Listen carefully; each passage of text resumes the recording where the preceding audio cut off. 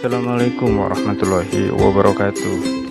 Budidaya lele merupakan salah satu usaha yang memiliki prospek yang sangat bagus untuk kita kembangkan, karena hingga saat ini permintaan pasar akan ikan lele konsumsi masih sangat tinggi, khususnya di kota-kota besar yang ada di Indonesia seperti Jabodetabek, Bandung, Semarang, Surabaya, dan kota-kota besar lainnya. Apalagi belakangan ini para eksportir telah berhasil mengekspor komoditas ikan lele, diekspor ke beberapa negara seperti Cina, Jepang, Korea, dan lain-lain.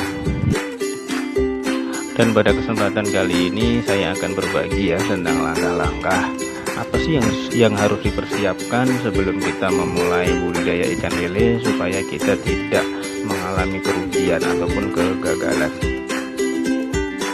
Langkah pertama yang harus teman-teman persiapkan adalah menyiapkan media.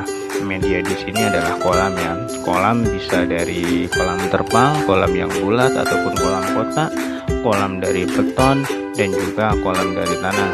Nah, untuk pemilihan kolam ini tergantung dari teman-teman ya.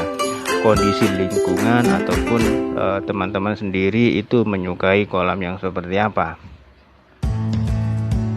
Setelah kita memiliki kolam, langkah berikutnya adalah kita pastikan bahwa kolam yang kita siapkan, misalkan dari beton, itu sudah tidak bau semen lagi, ataupun yang teman-teman memilih kolam dari terpal, itu juga kandungan bahan kimia seperti plastik itu juga sudah disterilkan, bisa dicuci terlebih dahulu, ataupun apabila kolam beton itu bisa digosok terlebih dahulu ya, supaya kandungan semennya itu juga tidak terlalu banyak.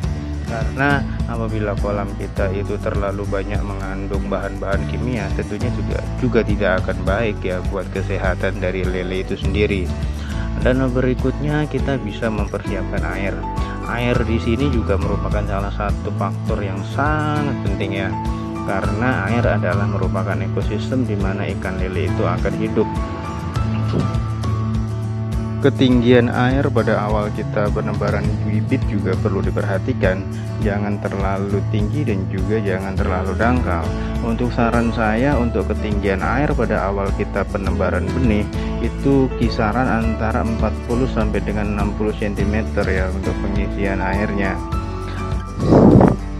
Dan setelah kolam kita sudah benar-benar siap, langkah berikutnya adalah pembelian benih ikan lele itu sendiri. Nah, untuk pembelian benih ini perlu diperhatikan benar-benar, karena ini juga merupakan salah satu faktor yang sangat penting ya. Apabila kita salah memilih benih, nanti yang ditakutkan adalah kita akan mengalami kerugian. Di dalam pemilihan benih ini teman-teman harus dilihat pertama bibit itu lincah ataupun pergerakannya lincah dan tidak menggantung. Dan untuk ukuran lele, saya sarankan teman-teman bisa memilih ukuran 5 sampai dengan 10 ya. Jangan terlalu kecil, karena kalau misalkan teman-teman memilih ukuran yang kecil, itu nanti risiko kematiannya akan sangat tinggi. Nah, untuk para penjual bibit lele itu biasanya menjual bibit ukuran antara mulai dari ukuran 2 sampai dengan ukuran 10. Tetapi tidak terlalu banyak ya teman-teman yang usaha di bidang pembesaran ikan lele ini yang mengambil bibit lele 10 ke atas, karena tentunya harganya juga masih ataupun sudah sangat mahal. Dan setelah bibit kita tebar atau kita masukkan di dalam kolam, langkah berikutnya adalah pemeliharaan. Proses pemeliharaan ikan lele mulai dari tebar sampai dengan panen itu biasanya memakan waktu antara 2 sampai dengan 3 bulan itu sudah bisa mulai kita panen. Itu pun dengan syarat kita memeliharanya dengan tekun ya, ataupun tidak asal-asalan. Dalam proses pemeliharaan yang perlu diperhatikan pertama tetap ya air. Kita harus jaga airnya, kita jaga kebersihannya. Kalau misalkan sudah mulai bau bisa kita ganti. Dalam proses penggantian air itu tidak perlu semuanya, cukup 25% aja kita ganti yang baru.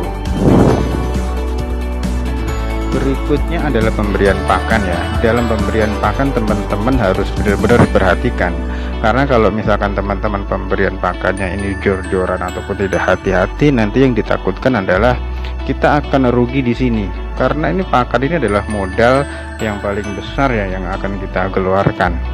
Dan untuk pemberian pakan ini bisa 2 kali ataupun 3 kali ya. Kalau saya itu biasanya memberi pakan jam 8 pagi, jam 2 atau jam 3 sore, sama malam itu di antara jam 8 atau jam 9 ya. Kalau saya sih 3 kali, kalaupun 2 kali sebenarnya juga nggak apa-apa.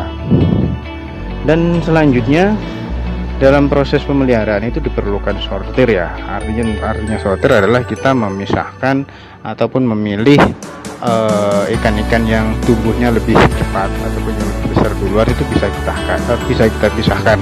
Biasanya 1 bulan setelah kita tebar itu perlu dilakukan sortir.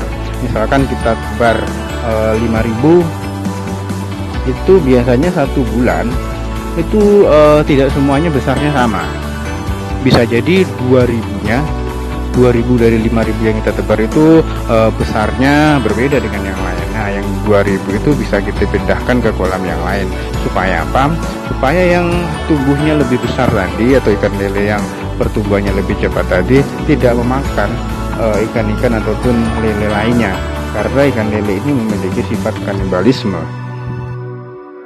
Tapi kalau memang teman-teman hanya memiliki kolam 1, ya tidak perlu ya dilakukan sortir. Nggak apa-apa juga, asalkan teman-teman menjaga pemberian pakannya jangan sampai telat. Karena kalau sampai telat nanti yang ditakutkan ya kanibalisme, itu saling memakan antara lele satu dan yang lainnya.